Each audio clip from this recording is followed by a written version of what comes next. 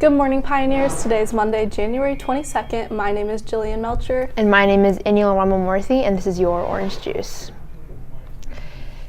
If you will be a sophomore or junior next year, consider signing up for a mentorship class. All your college questions will be answered, and you'll have an opportunity to get credit for an internship. Students interested should scan the QR code below. Now, Will Martin looks into the upcoming Ireland band trip. Good morning, Pioneers. My name is Will Martin. Let's take a closer look into the band's Ireland trip. Once we land in Ireland, the first thing is we head up north a little bit to do some visiting and some sightseeing before we head to Dublin. As well, when we're up there, we're doing a couple of standstill performances. So it's kind of performances that we'll do, like our post-game kind of shows from football games that aren't parades. They're just kind of standstills. There are a couple of locations to be kind of fun for the students that a little bit more involved than the parade is.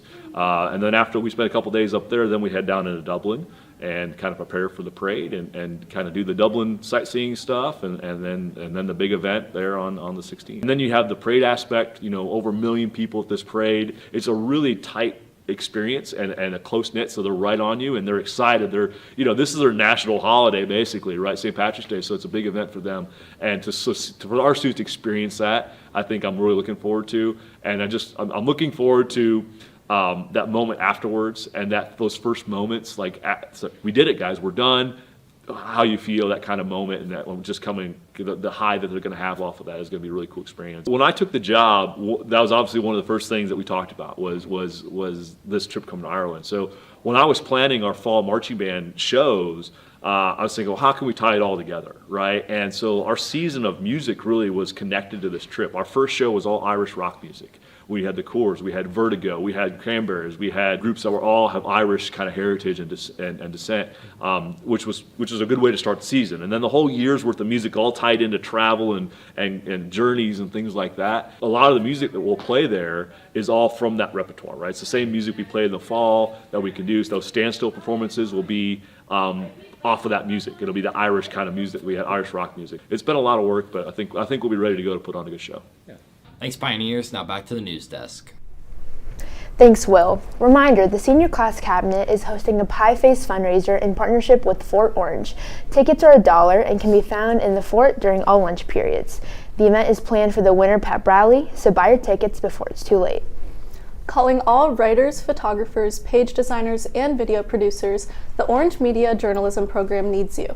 If you are interested in any of the above careers and want to learn more about magazine writing, yearbook design, or TV news, then maybe a journalism class is for you. Now let's throw it over to MC Noel with a sports update.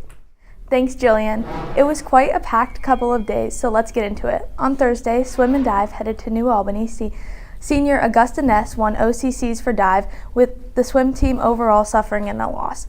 Boys wrestling evened up their OCC record at 1-1 with a home loss to Dublin Coffin. The boys will take on Upper Arlington at home this Thursday. On the girls' side, varsity A and B team competed at Westone Invitational, with Jenny Haracha Arenos winning the title at 2:35. Yesterday, the girls beat the number 13 nationally ranked team, Pennsylvania State champion Cannon McMillan, 52-27. Freshman 115-pounder Elena Smith had the first period pin to pace the Pioneers. Friday, both boys and girls basketball headed to Liberty for the Challenge, a fundraiser in support of the Natalie Gray Foundation.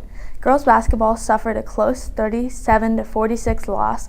On the boys' side, Devin Brown had 14 points and Levi Davis had 12, making it a 45-42 victory for the Pioneers. Overall, the fundraiser was a success with a little over $9,000 raised. On Saturday, boys basketball crushed Walnut Ridge 66-48 at the Play-by-Play Classic. Junior Devin Brown had 25 points. The girls faced Berlin on Saturday and unfortunately lost 42-49 after a hand-fought game. Hockey suffered a 2-0 loss to Gahanna on Saturday. They played again on Sunday for senior night, with Gabe Miranda scoring the lone Pioneer goal. Unfortunately, the game resulted in a 3-1 loss to Olentangy.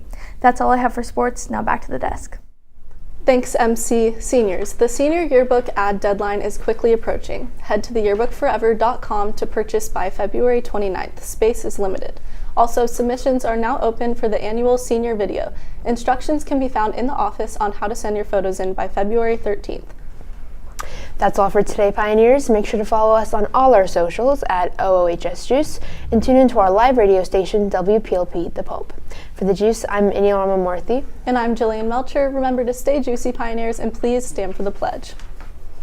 I pledge allegiance to the flag of the United States of America and to the republic for which it stands, one nation, under God, indivisible, with liberty and justice for all.